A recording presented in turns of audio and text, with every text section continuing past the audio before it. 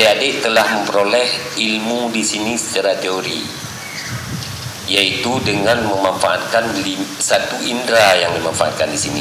Kita punya lima indera. Satu indera yang kita peroleh di sini, yaitu indera telinga yang diperoleh, hanya mendengar saja arahan dari kakak-kakak dan sebagainya.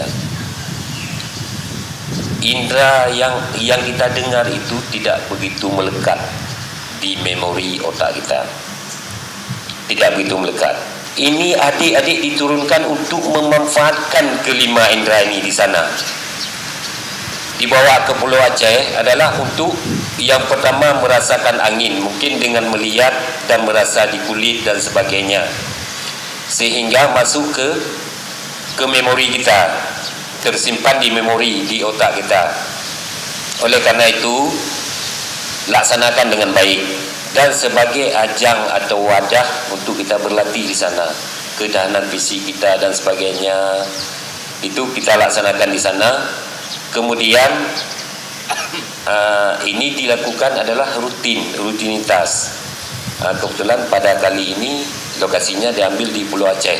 Mungkin ke depan di Sabang atau di mana, terserahlah ekspedisi ini tetap dilakukan atau di Selawah dan sebagainya.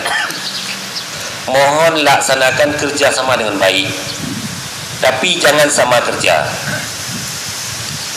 Lakukan kerjasama yang baik, jangan sama kerja. Jangan lakukan sama kerja. Kalau semua menggali-gali semua kan nggak mungkin. Ada yang menggali, ada yang membersihkan, ada ini kerjasama yang baik. Laksanakan kerjasama yang baik, bahu-membahu, bantu-membantu di lapangan. Semoga kita benar-benar berhak. Mohon jaga, yang pertama jaga alma mater, jaga nama WIN. Selanjutnya laksanakan kerjasama dan koordinasi yang baik di lapangan. Semoga kita yang berangkat ini adalah begitu pulang benar-benar memperoleh ilmu, memperoleh pengalaman, dan bisa kita tanamkan kepada adik-adik kita selain kita manfaatkan untuk diri sendiri. Pada hari yang berbahagia ini kami lepaskan atau kami ucapkan selamat melaksanakan tugas ekspedisi atau kepramukaan di Pulau Aceh. Semoga dilindungi oleh Allah Subhanahu wa taala. Amin ya rabbal alamin. Demikian wabillahi taufiq wal hidayah. Assalamualaikum warahmatullahi wabarakatuh.